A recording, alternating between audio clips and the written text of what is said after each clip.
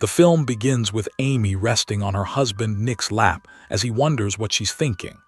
Nick then visits his twin sister Margot at the bar they co-own, telling her it's his 5th wedding anniversary. The story shifts to Amy, who starts writing in her journal about how she met Nick at a party. She was drawn to his wit, and after sharing their first kiss outside a sugar factory, they became a couple. Back in the present, Nick spends more time at the bar before heading home. When he arrives, he finds the living room table overturned, glass shattered, and Amy missing. He calls the police, and officers Jim and Detective Rhonda investigate. They discover a blood stain in the kitchen and notice a framed book cover, The Amazing Amy, based on Amy's life. In a flashback, Amy angrily writes about being compared to her perfect book version.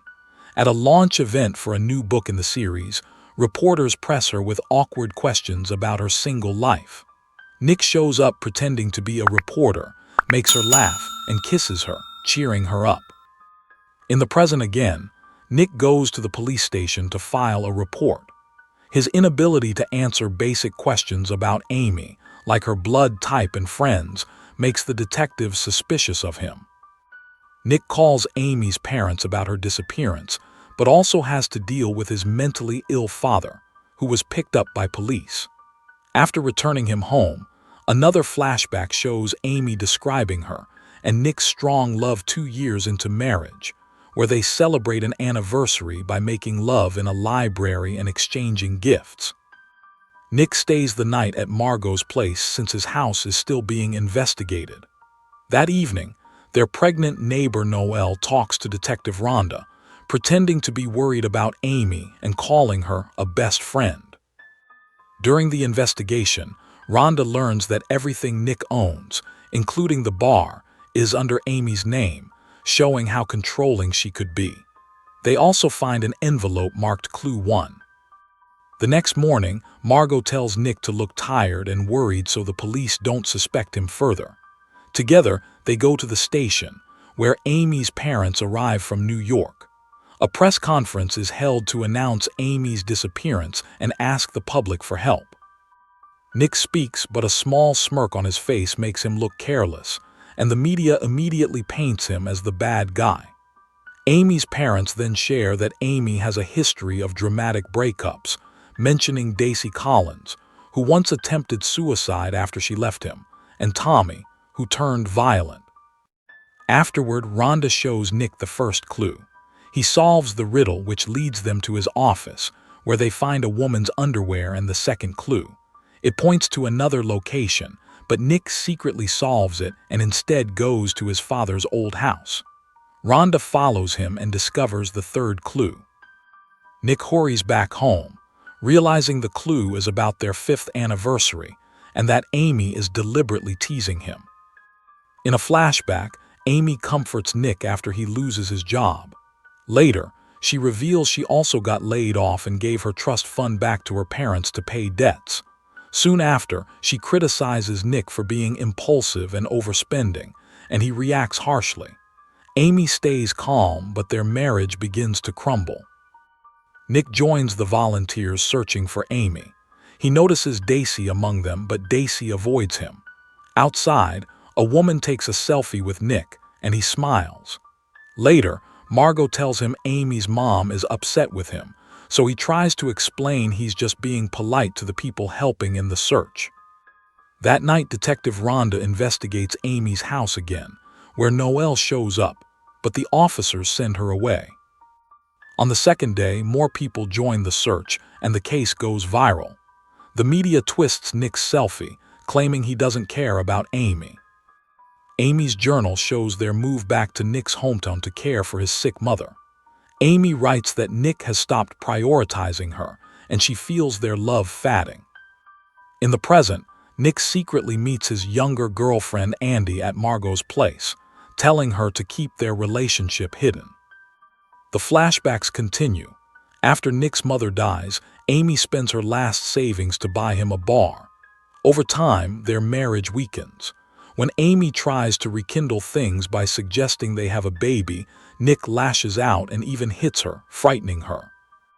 In the present, Rhonda learns from a source that Amy bought a gun, and Amy's journal explains she did it because she felt unsafe with Nick. Later, Margot spots Andy sneaking out of the house and confronts Nick about it.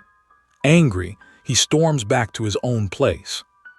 At the police station, Rhonda is told forensics found a large amount of Amy's blood cleaned up from the kitchen. The family holds a vigil for Amy, but Noel interrupts, claiming Amy was 6 weeks pregnant. Nick denies it and gets angry, forcing the cops to escort him away. Inside, he insists Noel is lying, but Rhonda shows him photos proving their friendship. She also tells him about the blood evidence, suspicious credit card purchases, and that he recently raised Amy's life insurance. Nick denies it all, but it only makes him look guiltier. Nick tells Margot that Amy once made him go to a fertility clinic, and he thinks she used his sample to get pregnant. Upset, Margot leaves, while the house remains swarmed with police and reporters. Nick tries to solve Amy's last riddle. At the same time, Rhonda searches Nick's father's house and finds Amy's burned diary in the basement. The recovered pages make it seem like Amy feared Nick might kill her. Nick solves the riddle and discovers in Margot's shed all the suspicious purchases made with Amy's card. The film then shifts to Amy, who is now on the run in a rental car. She begins narrating her entire plan. Angry at Nick, she studied crime documentaries to stage her own disappearance. She befriended Noel to spread rumors that Nick was abusive, tricked him into increasing her life insurance, and maxed out his credit cards. She even stole Noel's urine to fake a pregnancy test. On the day she vanished, Amy carefully set the scene. She overturned the living room, drew her own blood, splattered it around the kitchen, and only half cleaned it so investigators would notice. She smeared blood on a mallet and hid it in the fireplace, tossed her diary into the furnace, and stored electronics in Margot's shed. Then she cut her hair, paid cash for groceries, and rented a motel room under a false name, Nancy. Amy tells herself she framed Nick because he drained her finances and cheated with a younger woman. She keeps her cash stash close and even bruises her face to alter her appearance. Meanwhile, Nick and Margot find a gift box in the shed along with the electronics. Inside are dolls missing their mallet, another clue pointing to Nick. The next day, Amy checks the news at an internet cafe, proud of how perfectly her scheme is unfolding. She then befriends her neighbor Greta, telling her about catching Nick kissing Andy at the sugar factory where he once kissed Amy. Nick flies to New York to hire lawyer Tanner Bolt, who already suspects he's being framed. Nick also meets Amy's ex-boyfriend Tommy, who reveals Amy once framed him for abuse after catching him cheating. Meanwhile, Amy spends time with Greta and her boyfriend. Nick calls Margot, telling her he plans to meet Daisy next and worries about Tanner's expensive fee, but Margot promises to help. At the same time, the media accuses Nick and Margot of having an incestuous relationship. On TV, Greta hears people calling for the death penalty against Nick. Amy keeps track of her timeline, making sure the police find her planted clues.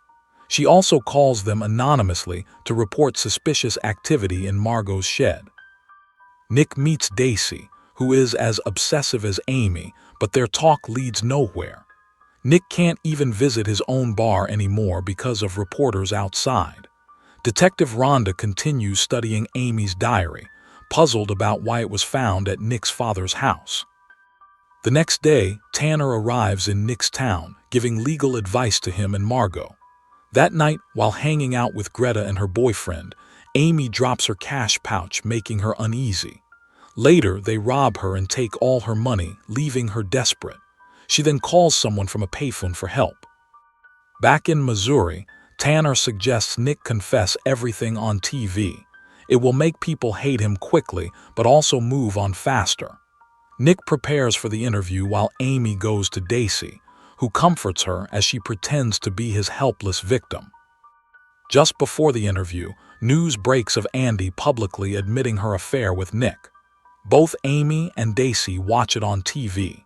Tanner tries to stop Nick from going through with the interview, but Nick insists. The scene cuts with Tanner driving Nick back home after the interview. Daisy, still in love with Amy, takes her to one of his safe houses and shows her around. He tries to kiss her before leaving, but she resists. The next day, Amy realizes the house is filled with surveillance cameras and Daisy is constantly watching her, making her feel trapped. That evening, Nick hides out at Margot's place while the media chases him. Together, they watch his interview, which Amy also watches with Daisy. Nick admits his mistakes on TV and expresses genuine concern for Amy, which wins people over. Right after, Detective Rhonda arrives at Margot's house with a search warrant. She finds the electronics in the shed bought with Amy's credit card and arrests Margot. Meanwhile, Daisy pressures Amy to be with him, insisting he's been taking care of her. At the police station, Rhonda shows Nick Amy's diary pages about abuse, but he denies them as lies.